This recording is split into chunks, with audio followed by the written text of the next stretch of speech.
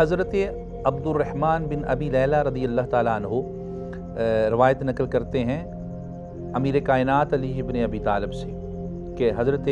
امیر کائنات علیہ السلام سے عرض کیا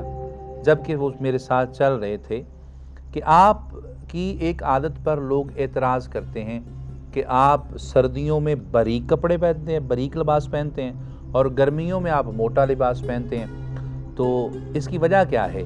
تو امیر کائنات علی بن ابی طالب علیہ السلام نے اس کا جواب ارشاد فرمایا، کیا تم خیبر میں ہمارے ساتھ نہیں تھے کہ آقا کریم علیہ السلام اس وقت آقا کریم علیہ السلام نے حضرت ابو بکر صدیق رضی اللہ تعالیٰ عنہ کو علم دے کر خیبر کی طرف روانہ کیا، اور کچھ دنوں کے بعد وہ واپس پلٹے، فتح نہ ہوئی اور آپ واپس پلٹ آئے۔ پھر رسالت معاب علیہ السلام نے حضرت عمر رضی اللہ تعالیٰ عنہ کو علم دیا اور پھر خیبر کی طرف بھیجا، لیکن کچھ دنوں کے بعد وہ بھی واپس پلٹ آئے لیکن خیبر فتح نہ ہوا۔ پھر سید عالم علیہ السلام نے ارشاد فرمایا کہ کل میں ایسے شخص کو علم دوں گا جو اللہ اور اس کے رسول صلی اللہ علیہ وسلم کو محبوب رکھتا ہے، جس کو اللہ اور اس کا رسول صلی اللہ علیہ وسلم محبوب رکھتے ہیں، اور وہ فرار ہونے والا نہیں ہوگا، یعنی کہ وہ غیر فرار ہوگا۔ تو پھر آپ صلی اللہ علیہ وسلم نے میری طرف ایک آدمی بھیجا، حالانکہ میں اس حالت میں تھا کہ میری عشوب چشم میں مبتلا تھا، میری آنکھیں دکھ رہی تھیں،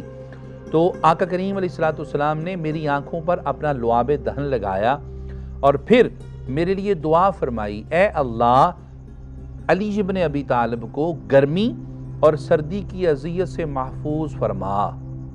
یہ دعا فرمائی تو سیدنا علی بن ابی طالب علیہ السلام نے ارشاد فرمایا، اس کے بعد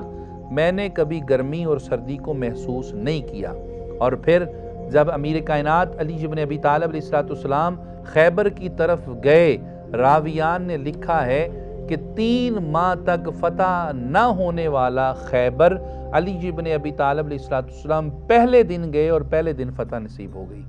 اس روایت کو سنن ابن الکبریٰ للنسائی میں جلد 7 صفحہ 411 اور حدیث کا نمبر ہے 8345۔ اس کے علاوہ مسند احمد، فضائل صحابہ، سنن ابن ماجہ میں، اور پھر المعجم الاوسط میں، پھر البدایہ والنہایہ میں، ذخائر العقبہ میں،